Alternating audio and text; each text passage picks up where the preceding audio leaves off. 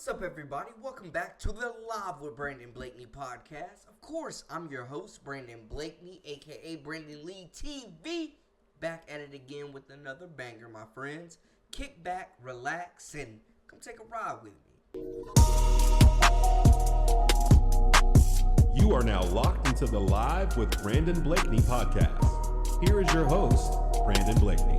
We had some great action on the side of women's college hoops today, man. UCLA remains undefeated, number one team in the country, putting in that work against Indiana. Hailey Lith struggled today, but that's okay because Madison Connor, as well as Sedona Prince, carried the way for TCU, who I think is the favorite right now. Gotta be to take the Big 12. But speaking of Big 12, Kansas State is on their rumps. And they are 15-1 on the season. And then we can't forget about West Virginia. J.J. Cornerly, one of the best guards in the country. It was a great day for women's college hoops, man. First off, we got to start with number one team in the country, UCLA, man. Just the dominance, the balance, and honestly the leap that Lauren Betts has made this season, man. She is the most dominant player in women's college hoops. I'm saying it right now. Lauren Betts is the most dominant player in women's college hoops right now. Nobody is impacting the game the way she's impacting games on both sides of the basketball with her touch, her size, her nimble footwork now. She's in the best shape she's been in. Rebounding, length at 6'7", great hands, can pass it, can shoot it, fade away, set shot. It does not matter, man. Like, she is going to get a bucket, and she's definitely extremely hard to keep off the glass and out of the paint, just with the position she's able to establish deep down low on a regular basis. UCLA took the win 73-62 over a scrappy Indiana team that made it interesting for most of the game. But this is another Big Ten win for UCLA, man, doing big things, and it's the balance. Lauren Betts, of course, dominated, like we said, 25 points, 3 assists, 12 rebounds, blocking shots. She continues to be the focal point of this offense and defense. She's incredible. Kiki Rice has been on fire the last month, man. She started slow coming off the injury, but she's definitely back in her bag. 12 points, 7 assists to lead this team, and 7 rebounds. She's been incredible the last several games, man. Like I said, the last month, Kiki Rice has really stepped up her game and gotten her rhythm, and she's playing elite-level basketball at the guard position. Gabriela Jaquez, 11 points, 3 assists, 6 rebounds. Her, as well as Angela Duglick, continue to just provide length, versatility, defense, three-point shooting, slashing ability. Like, these are both WNBA players. When they're on, UCLA, man, looks unbeatable. It was a quiet night for London Jones, but she still had 5 points, 4 assists, and 2 rebounds. Erin Zalo, Elaine had 4 points, 1 assist, and 2 rebounds for the freshman. Janiah Barker, only 13 minutes in this one, but she had 5 points, 3 rebounds. Tamia Gardner, 5 points and 4 rebounds for the 2 transfers they went and got out of the portal. UCLA, man, they're deep. You see how many players they're playing. You see everybody's contributing. Everybody that played scored pretty much but Dudley. Like, everybody contributes. They share the basketball so well. And you look at 19 total team assists. They are around 20 every game they play. Smart shots, unselfish basketball. They run the fast break extremely well. They play hard. They're selfless. And they are 15-0 for the first time actually the second time ever in program history. They are 15-0. It's been quite some time since they've seen this success. And I think this is the best UCLA team that we've seen in this program's history. Everything feels like it's lining up for the Bruins to win the national championship. They've got the size, they've got the depth, they've got the offensive firepower, and what they were lacking last year, they have that killer instinct on defense now. So, Coach Close, man, there's no excuses this year. It's championship or bust for UCLA. Moving on to the Big 12, I think the favorites have to be TCU, man.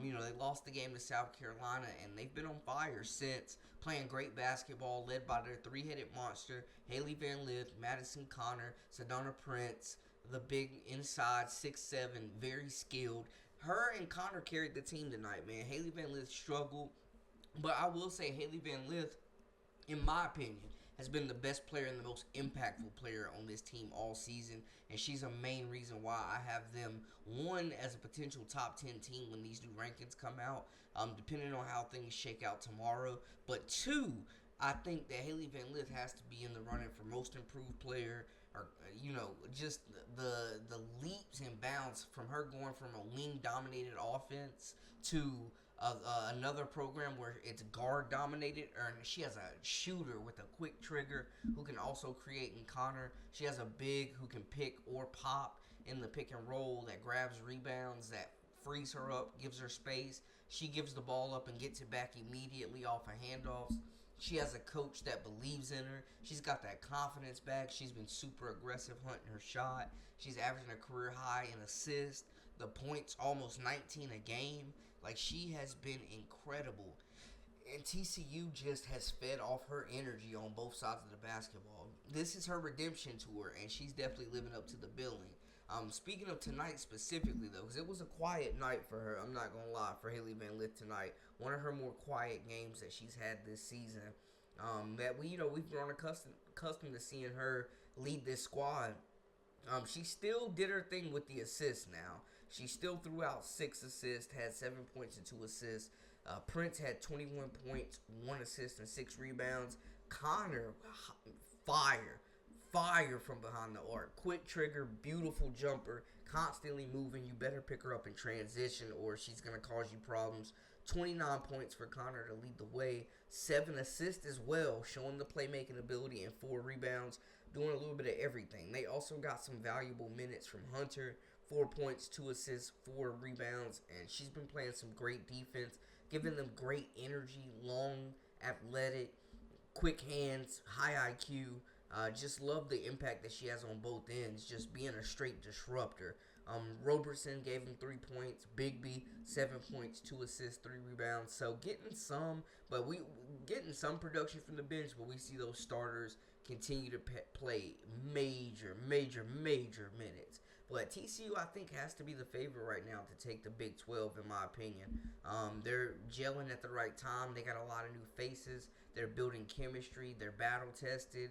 And they got a lot of firepower. And when you got really good guards that are experienced, that can make plays and make big shots in crunch time, man, you're going to be competing in a lot of games. The biggest threat to them, though, I think in the Big 12 for me is Kansas State, who won their game against Texas Tech 77-57. Kansas State has only lost 1 game this year, man. They moved to 15-1. They are a top 15 team led by a 3-headed monster of their own. It's really a 5-headed monster. They actually have one of the most balanced offensive attacks in the country, led by the senior Ayoka Lee. 17.2 points, 6.5 rebounds, and she's shooting 65.8% from the field, also averaging a very impressive 2.2 blocks per game, and she's been an elite shot blocker pretty much every year she's been in college. She's a 5th-year senior, very experienced, and is holding down the middle for them and also providing a very reliable offensive threat on the low block. In the backcourt leading them, they have Serena Sandell, 12.5 points, 4.8 rebounds, leads the team with 7.2 assists. And what is incredible as well is she is shooting 50% from the field, man. Also, on top of that, 3-point shooting is down. She was basically a 40% 3-point shooter last year, which I think is closer to, her career average. But she's only shooting 22.9. But she's getting in that paint and making plays at the cup. Definitely want to continue to see her shooting the basketball. But another senior, when you talk about a very experienced team, our 3rd senior, Tamira Poindexter, in the backcourt, averages 12.2 points, 3.5 rebounds, 2.3 assists. Great size at the wing spot, 6'2", shoots at 47.9%. Also shoots the 3 pretty well at 35.6%. Can spread the floor. Like I said, another senior with this group. They have Jalen Glenn, who's also another senior with this group, who scores in double figures in the backcourt. 10.5 points, 4.3 rebounds, 2.9 assists, shooting 45.4% from the field, and she also shoots an impressive 40%, which is a career high for her this year from three-point land. And then rounding out that starting group, Taryn Sides, the lone sophomore in the starting lineup, 10 points, 4 rebounds, 2.5 assists, shooting 53% from the field, and she's shooting 51% from three. So when you talk about a team with absolute snipers that move the basketball, that play fast, that like to get downhill and score a lot of points, but also can guard as well, I mean, you just saw how they held Texas Tech to under 60 points. Like, this team is super talented. Texas Tech only scored 9 points in the third quarter. When you talk about well-balanced team where it could be anybody's night on any given day, anybody can burn you with this team. Super experienced, played a lot of college basketball between these 5 starters, and you just have players that really can shoot the lights out for this group. So Kansas State definitely going to be a team to watch. You're going to have to score with them. You're going to have to get back on defense, and you're going to have to take care of the basketball, man. Rounding out our Big 12 talk, West Virginia, man. J.J. Quinterly, was big news when she decided to come back to West Virginia for another year. One of the best guards in the country. She's been sensational when they picked up a big win. Another ranked team in the Big 12. West Virginia took the win over BYU 66-53. Looking at it, it wasn't a great shooting day for them. They actually got outshot majorly. But free throws definitely helped them out in this contest, as well as their defense and shot attempts. They took 72 shots compared to 44 from BYU. BYU shot 47.7% from the field. West Virginia shot 34%. They hit 9 of 31 three-pointers for 29%. Won the free throw battle, hitting 7 compared to 4 for BYU.